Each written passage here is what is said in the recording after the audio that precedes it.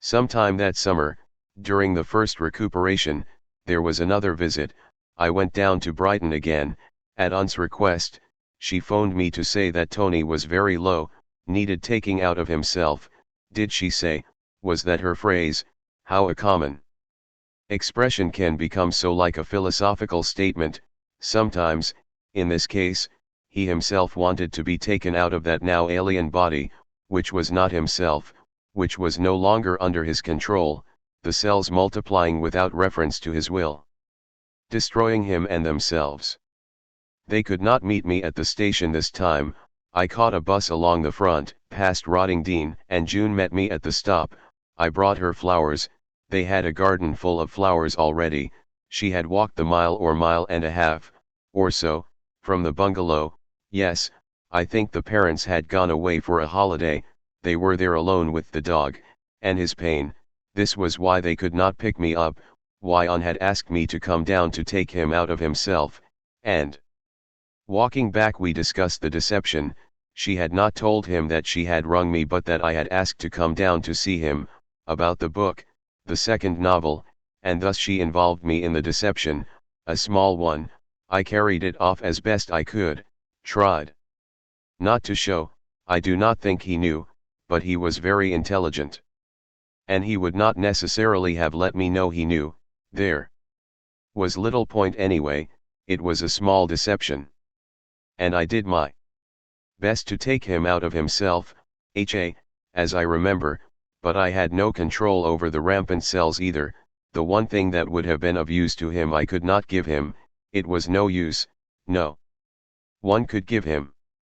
He still looked the same, but was tired, all the time, but we did talk more on this occasion. Perhaps I forced him to talk, about the new novel, more than he would have wished, in accordance with my supposed reason for being down there. Indeed, it was useful to me, talking to him about the book, but perhaps I tired him too much. And we watched the cricket on the telly. There were test matches. I don't take much notice, myself. Tennis I report in summer, but Tony was very keen.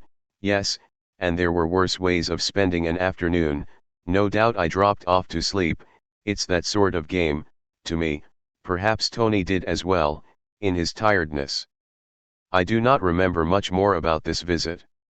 To help him, in such a way as I was able, which was not at all, in effect, a couple of weeks later, was it, when I had the use of a friend's cottage, at Winchelsea, not that far from Brighton, really, with a bird, a new one. Strange to think of my wife now as just a bird, as she was, then, in this cottage, for a weekend, and we invited Tony and June down for the Sunday, for a lunch. His brother drove them to Winchelsea, then went off with his fiancée, arranging to pick them up later, that evening, met them in the pub, as a place to meet. They did not know Winchelsea.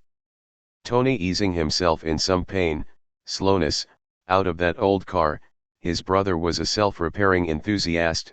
The lunch late, the first the new bird had done, I think, for me, anyway. She's become infinitely better since.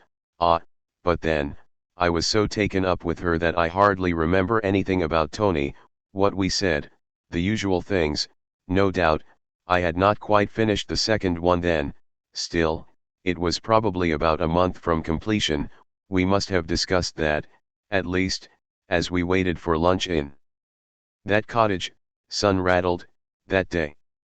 In the afternoon we went somewhere by car, Bodiam Castle. I shouldn't wonder.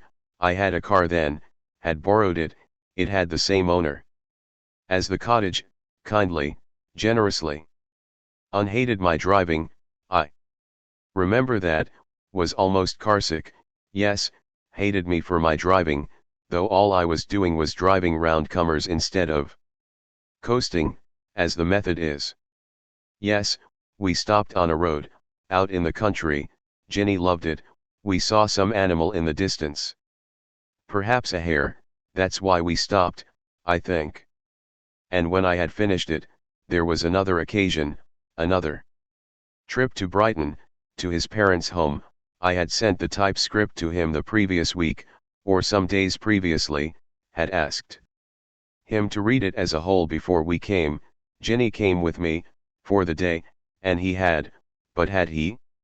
Forget what he said about the thing, but no, I was disappointed, tried to explain how to Ginny on the train going home, that his comments were not really constructive, interested, this time, with this novel, but were almost petty, almost irrelevant. It was difficult to explain to her. I might just have been covering up, not admitting genuine faults. To myself, as far as she was concerned, it is very easy to do. Especially that soon after finishing something. Perhaps I did not give him enough time to consider it. The deadline was a self-imposed one. I was eager to finish, to have his opinion so that I could improve the book, to have done with it. Nothing he said, after this draft was finished, made me change a word. I was disappointed, but I can see now that it was reasonable that the book would seem irrelevant to him. Everything must have, in his condition, except whether he was going to be cured, whether the treatment had succeeded or failed, that was all that mattered, would surely have mattered to me, so it was infinitely excusable, but difficult to understand. It all is, again. Yet he knew by that autumn, when they had gone back to Chester, found a flat on the Wirral overlooking the sea and the Welsh mountains, and had undergone more surgery, that he was cured. I think they told him he was cured. They must have, for I remember the letter I got from June, a separate one from him, too, that told me the news, the whole of the lump removed, Aunt's letter ending in joy that the sun was shining across this view from their flat, on the mountains in the distance, on the sea, and that she could enjoy it, that she had a future again.